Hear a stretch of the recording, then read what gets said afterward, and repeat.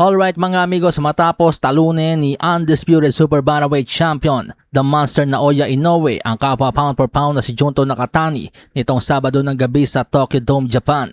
Ngayong araw, opisyal na pong kinoronahan ng The Ring Magazine si the monster Naoya Inoue bilang pound for pound king. Pumapangalawa na lamang po ngayon kay Inoue ang heavyweight unified world champion na si Alexander Usyk. Hindi naman po gumalaw ang pwesto sa number 3 ni Shakur Stevenson at hindi rin gumalaw sa number 4 spot si Jesse Bam Rodriguez. Pero tama ako sa aking sinabi sa aking nakaraang vlog. Nakarapat dapat nang ilagay sa top 5 si newly crowned Unified World Cruiserweight Champion David the Mexican Monster Benavidez. Yes mga amigos, number 5 na po ngayon si Benavidez.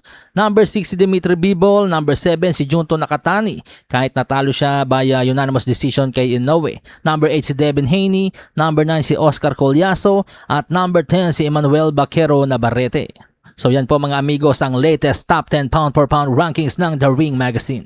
Samantala sa iba pang balita, opisyal na raw pong nalagpasan ng bakbakan ni The Monster Naoya Inoue at Big Bang Junto Nakatani ang unang naging laban ni Saul Canelo Alvarez at Triple G. Ayon sa report, Naoya Inoue versus Junto Nakatani has become the 4th highest selling gate in boxing history with $32 million, surpassing Canelo versus Triple G at the T-Mobile Arena in Las Vegas with 27.1 million gate in 2017. So nakahilera na po ngayon ang bakbakang Inoue at Nakatani sa mga makasaysayang laban ni Manny Pacquiao at Floyd Mayweather, Floyd Mayweather versus Conor McGregor at Canelo Alvarez versus Terence Crawford. Pangapat na po sila ngayon sa may pinakamataas na live gate revenue sa kasaysayan ng boxing.